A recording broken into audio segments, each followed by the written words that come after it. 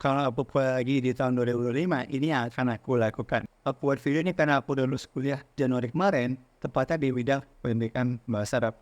Karena ada banyak penyesalan yang aku lakukan, dan jangan sampai kamu mengikuti penyesalan yang aku lakukan kemarin. Dari video baik kita akan ngomongin tentang bab 1, latar belakang masalah. Bab 2, aku akan menghabiskan 1 sampai 2 bulan untuk memilih jurusan yang tepat. Dan mungkin lebih dari 2 bulan juga nggak masalah. Bab ketiga, aku akan belajar menulis, bukan hanya sekedar menulis, akan tetapi menulis dengan struktur yang rapi, yang tepat, persuasif, dan emosional untuk mempengaruhi orang lain. Bab 4, membuat konten di media sosial berdasarkan dari apa yang aku pelajari dari menulis dan memberikan value kepada orang banyak. Dan bab kelima, simpulan. Aku buat video ini karena aku dalam misi membuat 100.000 orang lebih berkembang dan juga lebih produktif. Meskipun hanya perkembangan 1% setiap hari lewat ide YouTube ini. Langsung saja kita masuk ke bab yang pertama, latar belakang masalah. Aku paham banget keresahan yang kalian rasakan saat ini. Kita mungkin seringkali masa bingung dan cemas memikirkan masa depan nantinya kuliah bagaimana. Dengan perubahan dunia yang semakin cepat, teknologi yang terus berkembang, dan persaingan yang semakin ketat, kita merasa tertekan dan juga khawatir benar saja tentang apa yang akan aku masuk ke kuliah nanti. Apakah pilihan yang kita buat sekarang akan berdampak besar pada masa depan kita? Aku juga pernah ada di posisi tersebut. Merasa nggak yakin dan takut membuat kesalahan. Rasanya itu seperti ada beban besar di pundak dan kadang-kadang kita merasa sendirian dalam menghadapi semua ini. Padahal semua orang di sekitar kamu seolah-olah sudah tahu apa yang mereka inginkan dan kemana mereka akan pergi. Baik dari kita, kalau kamu tahu merasakan hal yang sama, dan itu adalah hal yang sangat wajar banget, takut salah memilih jurusan.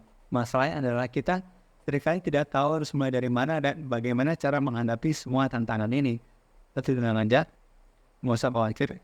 Di video ini aku akan bagi langkah-langkah dan strategi yang bisa membantu kamu paling nggak mengatasi semua kecemasan dan juga kebingungan ini. Yang meskipun nggak 100% benar dan semoga aja ini bisa cocok sama kamu. Kita masuk ke bab yang kedua. Aku bakalan menghabiskan 1 sampai 2 bulan atau bahkan lebih untuk memilih jurusan yang tepat. Memilih jurusan kuliah adalah salah satu keputusan terbesar dalam hidup kita. Aku tahu baik dari kita yang merasa terburu-buru, takut tertinggal oleh teman-teman yang sudah lebih dulu menentukan pilihan mereka. Bayangin aja, kalau kamu mengambil jurusan ataupun bidang yang ternyata tidak sesuai dengan minat kita ke depannya, kita bisa merasa terjebak dan kehilangan motivasi di tengah perjalanan kuliah nanti. Di tengah semester 5, semester 6 kita pengen berhenti aja karena nggak sesuai. Aku pernah ngobrol sama beberapa teman yang terburu-buru dalam memilih jurusan tanpa baik pertimbangan. Mereka akhirnya merasa nggak cocok dengan apa yang mereka pelajari dan itu sangat mempengaruhi semangat mereka dalam belajar di perkuliahan. Mereka tuh merasa kecewa, stres, dan bahkan ada yang sampai ingin berhenti kuliah karena salah dalam jurusan mereka. Aku nggak mau itu hal terjadi sama kamu, makanya selama 1 sampai 2 bulan ini, aku akan benar-benar mencari tahu tentang berbagai jurusan yang ada. Aku akan ngobrol sama senior atau bahkan dosen dan juga alumni yang sudah bekerja di bidang yang aku minati. Mereka itu punya banyak pengalaman dan perspektif yang bisa membantu kita. Dan kita tuh nggak tahu apa yang mereka pikirkan, apa yang mereka alami, itu kita tuh berbeda dengan mereka. Makanya aku akan cari tahu. Aku juga akan cari informasi tentang prospek kerja di setiap jurusan. Ini penting banget. Karena itu tuh harus realistis juga dalam melihat masa depan. Aku akan memikirkan apakah bidang ini punya peluang kerja yang baik atau enggak. Apakah aku bisa berkembang dan menikmati karir di bidang ini. Itu tuh penting banget. Nah coba itu aku juga akan merenung dan juga memahami diriku sendiri lebih dalam lagi. Apa passionku? Apa hal yang benar-benar membuatku bahagia dan bersemangat. Itu juga penting. Kadang kita terlalu terpengaruh oleh opini orang lain ataupun tren saat ini. Oh pas ini masa itu dan semisalnya, FOMO dan semisalnya. Selama proses ini aku juga akan mencoba beberapa hal praktis seperti mengikuti kursus singkat atau workshop di bidang yang akan aku minati. Ini bisa memberikan gambaran nyata tentang apa yang akan aku pelajari nanti dan apakah aku benar-benar bisa menikmati hal tersebut. Aku juga akan mencari tahu tentang kurikulum setiap jurusan, apa aja akan dipelajari dan apakah itu sesuai dengan minat dan juga kemampuan aku. Selain itu aku juga akan mempertimbangkan lingkungan belajar dan juga budaya tentang kampus yang akan aku masuki kepadanya. Apakah aku lebih cocok dengan kampus yang gede banget ataupun kampus yang masih kecil? Apakah aku suka dengan lingkungan yang kompetitif ataupun yang lebih santai? Itu akan aku explore lebih dalam lagi. Semua ini penting untuk memastikan aku bisa belajar dengan nyaman dan juga lebih maksimal. Menghabiskan waktu 1 sampai 2 bulan ini bukanlah pemborosan waktu kalau kamu tahu, tapi investasi besar untuk masa depan kita. Kenapa? Dengan memilih jurusan yang tepat, kita akan lebih termotivasi, semangat belajar, dan juga pada akhirnya kita bisa memikirkan kesuksesan yang kita inginkan. Kita masuk ke bab yang ketiga. Apakah belajar menulis? Bukan hanya sekedar menulis, akan tapi menulis dengan struktur yang tepat, persuasi, dan emosional untuk mempengaruhi orang lain. Sekarang kita ngomongin tentang salah satu keterampilan yang penting, namun sering banget diremehin, yaitu menulis. Tapi bukan sekedar menulis, tapi menulis dengan struktur yang tepat, persuasif, dan juga emosional. Yang paling penting, karena dengan menulis seperti ini, kita bisa benar-benar mempengaruhi orang lain, membuat mereka lebih terhubung, dan memotivasi mereka untuk bertindak. Aku sendiri merasa bahwa menulis adalah alat yang sangat kuat. Ya, menulis adalah alat yang sangat kuat.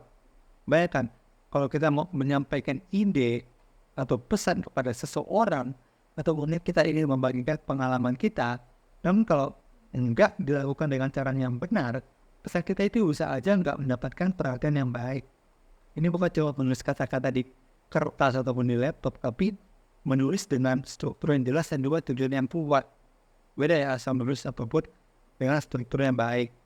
Aku berencana untuk mempelajari berbagai teknik menulis, menyusun paragraf dengan baik, memilih kata-kata yang tepat, hingga membangun alur cerita yang menarik. Tujuanku adalah agar setiap cerita yang aku buat tidak hanya menyampaikan informasi, tetapi juga menyentuh hati pembaca dan membuat mereka merasa berhubung dengan apa yang aku sampaikan. Soalnya aku percaya banget, menulis dengan cara ini bisa membuat perbedaan yang sangat signifikan ataupun sangat besar banget. Contoh, ketika aku menulis dengan tujuan untuk memotivasi atau menginspirasi orang lain, aku harus memastikan bahwa setiap kalimat yang aku pilih bisa membangkitkan emosi mereka dan menggerakkan pembaca untuk mengambil sebuah tindakan. Nggak cuma itu, aku juga akan mempelajari bagaimana menulis dengan persuasi, yaitu dengan argumen yang kuat dan juga meyakinkan. Ini bukan hanya soal mempengaruhi orang lain untuk setuju dengan pendapat kita, tapi juga tentang bagaimana kita bisa menyampaikan ide kita dengan cara yang dapat membuat orang merasa bahwa apa yang kita katakan itu penting dan juga relevan bagi mereka. Dengan memahami dan menerapkan teknik-teknik ini, aku berharap bisa membuat setiap tulisan yang aku buat bisa menjadi berdampak bagi mereka. Aku ingin menulis dengan emosi karena aku percaya bahwa tulisan yang menyentuh hati dan penuh perasaan adalah tulisan yang akan diingat dan mempengaruhi orang dengan cara yang mendalam. Aku akan berlatih dan terus belajar agar setiap kata yang aku tulis itu bisa memberikan dampak yang lumayan besar kepada orang banyak. Kalau kalian bertanya, kenapa sih harus repot-repot tulis dengan cara yang gini? Simple, jawabannya itu simple karena kata-kata itu punya kekuatan, ada powernya. Kata-kata itu yang bisa membangun, menghancurkan, dan juga bisa memotivasi. Ketika kita menulis dengan struktur yang tepat dan dengan penuh perasaan, kita tidak hanya sekedar menyampaikan pesan, tapi kita menciptakan pengalaman yang mempengaruhi orang lain. Aku ingin agar setiap tulisan yang aku buat itu bisa memberikan manfaat, inspirasi, ataupun membuat membaca itu menjadi lebih baik. Lalu kita masuk ke bab yang keempat. Membuat konten di media sosial berdasarkan dari apa yang aku pelajari dari menulis dan memberikan value kepada orang banyak. Setelah aku mendalami seni menulis dengan struktur yang tepat, persuasi, dan emosional, aku menyadari betapa pentingnya untuk membuat konten di sosial media. Menulis bukan hanya soal bangkai kata, tapi juga tentang menciptakan dampak yang nyata pada pembaca yang akan membaca tulisan kita. Dan ini adalah prinsip yang aku bawa pada dalam setiap konten di media sosial yang aku buat. Ketika kita berbicara tentang media sosial, kita tidak hanya berbagi informasi, kita sedang berbagi bagian dari diri kita, nilai yang kita pegang, dan bahkan insting kita juga bisa kita bagikan di media sosial. Dengan menerapkan apa yang aku pelajari tentang menulis, aku bisa membuat konten yang tidak hanya memberikan secara visual, tetapi juga berisi pesan yang sangat kuat dan juga relevan. Sebagai contoh, aku membuat sebuah postingan di itu tentang produktivitas ataupun bahasa Arab. Aku nggak hanya menyampaikan secara generik, aku akan bisa pesan dengan cara yang memotivasi dan menyentuh hati, menggunakan kata-kata yang menggugah emosi dan mendorong pembaca untuk melakukan perubahan positif dalam hidup mereka. Ini bukan hanya tentang menulis, tapi juga tentang menciptakan pengalaman yang menyentuh dan juga memberikan dampak. Ketika kita berbicara tentang memberikan value, kita harus ingat bahwa ini berarti lebih dari sekedar memberikan informasi. Ini tentang bagaimana informasi tersebut bisa membuat perbedaan dalam hidup seseorang. Contoh, kalau aku berbagi tips seputar produktivitas, aku akan memastikan bahwa kata-kata yang aku pilih memberikan dukungan dan empati pada mereka yang mungkin sedang berjuang. Aku ingin mereka merasa bahwa mereka tuh gak sendirian, bahwa ada seseorang di luar sana yang memahami dan juga peduli dengan mereka. Dengan memanfaatkan keterampilan menulis ini, aku bisa membuat konten yang berbicara langsung pada hati orang-orang yang buat mereka merasa terhubung dan termotivasi untuk berpikir. Soalnya aku percaya banget bahwa ketika kita memberikan value dengan cara ini, kita tidak hanya menciptakan konten kita dan tidak ada konten sebenarnya dari media sosial.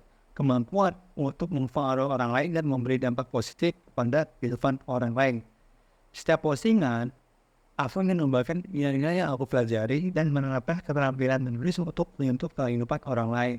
Aku percaya bahwa dengan melakukan ini, aku tidak hanya membuat konten yang bagus, tapi juga berkontribusi pada kualitas yang lebih baik. Dan kita masuk ke bab yang kelima, kesimpulan. Kita udah bahas bagaimana pentingnya memilih jurusan yang tepat, belajar menulis dengan baik, dan bagaimana menerapkannya di pembuatan konten yang bervalue dan berdampak pada banyak orang. Ketika aku memutuskan untuk memilih jurusan kuliah, aku bakalan menemukan waktu sekitar berbulan-bulan, 1-2 bulan, untuk benar-benar memahami apa yang aku inginkan. Begitu juga dengan menulis, aku tidak hanya belajar menulis, tapi belajar untuk menyampaikan pesan yang mempengaruhi orang lain dengan cara yang mendalam dan juga penuh empati. Kita seringkali terjebak dalam rutinitas dan lupa bahwa setiap kata yang kita tulis bisa membuat perubahan yang signifikan dalam hidup orang lain. Menerapkan keterampilan nulis ini ke dalam sebuah konten media sosial adalah tentang menciptakan sesuatu yang lebih dari sekedar informasi. Kalau kita sadar bahwa setiap keputusan yang kita buat, setiap keterampilan yang kita pelajari, dan setiap kata yang kita tulis itu memiliki kekuatan, power untuk apa? Menginspirasi, untuk memberikan dampak dan membuat dirinya sedikit lebih baik. Sekian untuk hal ini, semoga bermanfaat. Baik, kalau kamu suka, subscribe kalau kamu suka. Kalau kamu suka video ini, kamu suka video ini, sebelum kita sini. Bye-bye, terima kasih telah menonton.